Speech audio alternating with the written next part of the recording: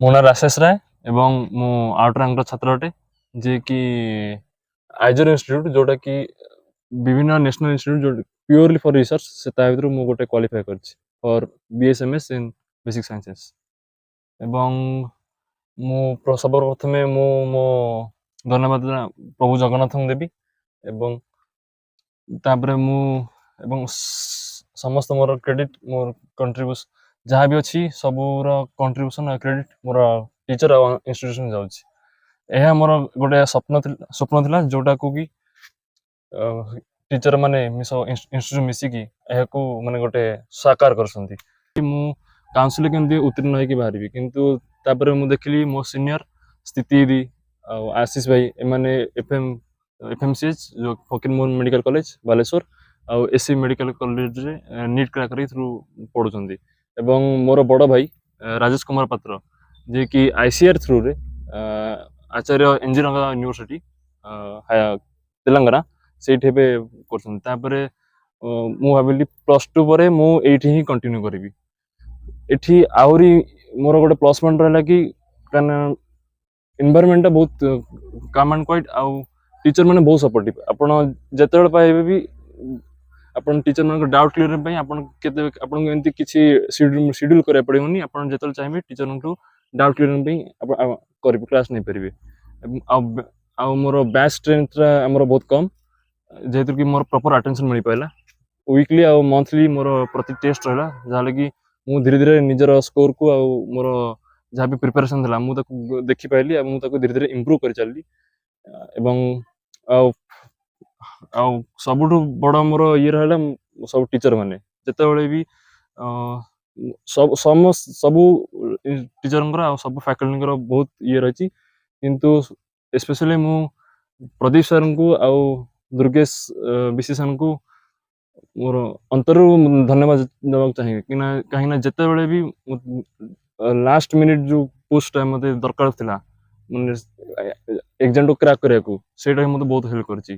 ଆଉ ଏହି 3 ବର୍ଷ ମୋର ପ୍ରୋବ୍ଲେମ୍ ସଲଭିଂ ସ୍କିଲ୍ ଆଉ ଯାହା ବି ଏକ୍ଜାମ୍କୁ କ୍ରାକ୍ କରିବା ପାଇଁ ମୋର ସବୁ ଜିନିଷ ଉତ୍ତୀର୍ଣ୍ଣ ହେଇଛି। ଏବଂ ଏଇ ଆପଣଙ୍କ ହାର୍ଡ଼ୱାର୍କ ଆଉ ଡେଡିକେସନ୍ ତ ଦରକାର ଏସବୁ ଜିନିଷରେ।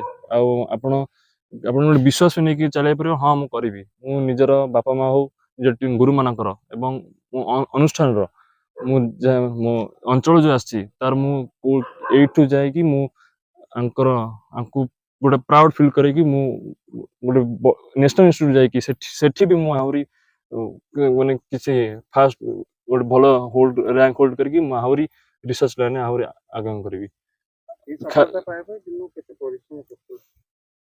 ଦିନକୁ 12-14 ଘଣ୍ଟା ମିନିମମ୍। ଆଉ ମଝିରେ ଏମିତି ଖାଲି ଯେତେବେଳେ ଭଲ ଲାଗେନି ଖେଳା ଖେଳି କରେ, ନହେଲେ ମୁଁ ମୋ ବାବା କି ମାମାଙ୍କ ସହିତ କଥା ହୁଏ। ଆଉ କିନ୍ତୁ ଯେତେବେଳେ ବି ମୋତେ ଲାଗିଛି ହଁ ହବନି, ସେତେବେଳେ ବି ମୁଁ ବାବାଙ୍କୁ କୁହେ ବାବା ହବନି, ବାବା ବିନା କିଛି ପ୍ରେସର ଦେଇ ଖାଲି କୁହନ୍ତି ତମେ ଫ୍ରିରେ ଖାଲି ପାଠ ପଢ, ତମ ଦ୍ୱାରା ଯେତିକି ହଉଛି ମୁଁ ତତେ କହୁନି ଏତିକି ମାର କ୍ଷତିର, ତୁ ଖାଲି ଖୁସି ପାଇଁ ନଲେଜ ପାଇଁ ତୁ ଖାଲି ପାଠ ପଢ। ସେହି ଜିନିଷଟା ମାନେ ମୋ ଗୋଟେ କାନ୍ଧରେ ହାତ ଥୋଇଲା ଭଳିଆ କାମ କଲା, ଯୋଉଟା କି ମୋତେ ମୁଁ ଆହୁରି ମାନେ ଯେତିକି ଇଏ ଥିଲା ସେତିକି ଜୋସ୍ ଆଉ ସେତିକି ନିଆରେ ମୁଁ ଆହୁରି ଜୋରରେ ପଢିବାକୁ ଲାଗିଲି। ଏବଂ ମୁଁ ତପନ କୁମାର ପାତ୍ର, ମୁଁ ହାଇସ୍କୁଲ ସ୍ତରରୁ ଅବସର ନେଲା ପରେ ମୋର ବୃତ୍ତି ଶିକ୍ଷକତା ଥିଲା। ମୁଁ ଅବସର ନେଲା ପରେ ବର୍ତ୍ତମାନ ଆଉଟ୍ ରାଙ୍କରେ ମୁଖ୍ୟ ପରିଚାଳକ ଭାବରେ ଦାୟିତ୍ୱ ନିର୍ବାହ କରୁଛି। ବହୁତ ଖୁସିର କଥା, ମୁଁ ସର୍ବପ୍ରଥମେ ମୋ ପରିସର ଭିତରକୁ ଆପଣମାନଙ୍କୁ ଆସିଛନ୍ତି ଆଜି, ସେଥିପାଇଁ ବହୁତ ଖୁସି। ସେଥିପାଇଁ ଅନୁଷ୍ଠାନ ତରଫରୁ ମୁଁ ପ୍ରଥମେ ଆପଣମାନଙ୍କୁ କୃତଜ୍ଞତା ଜଣାଇବା ସଙ୍ଗେ ସଙ୍ଗେ ମୋର ଗଭୀରତମ ପ୍ରଦେଶରୁ ମୋର ନମସ୍କାର ମଧ୍ୟ ପ୍ରଦାନ କରୁଛି। ପ୍ରଥମ କଥା ହେଲା ଯେ ଆଉଟ୍ ରାଙ୍କ 2021 ମସିହାରେ ଅଡ଼ସ୍ପୁରରେ ପ୍ରାଣ ପ୍ରତିଷ୍ଠା ଲାଭ କରିଥିଲା। ଆଜି ସୁଦ୍ଧା 4 ବର୍ଷ ବ୍ୟବଧାନ ନେଇକି ଚାଲିଛି ଏବଂ ଏହି ସୀମିତ ଅବଧି ମଧ୍ୟରେ ଯେଉଁ ସଫଳତା ହାସଲ କରିଛି ତାହା ହୁଏତ ଓଡ଼ିଶାରେ ଥିବା ଆଗଧାଡ଼ିର ଅନୁଷ୍ଠାନମାନଙ୍କ ପାଇଁ ସମ୍ଭବ ହେଇପାରିନଥିବ। କାହିଁକି ନା ଏ ଯେଉଁ ସଫଳତା ଆମକୁ ମିଳିଛି, ଇଏ ହୁଏତ ଓଡ଼ିଶା ପାଇଁ ଏକ ଗର୍ବ ଓ ଗୌରବର କଥା।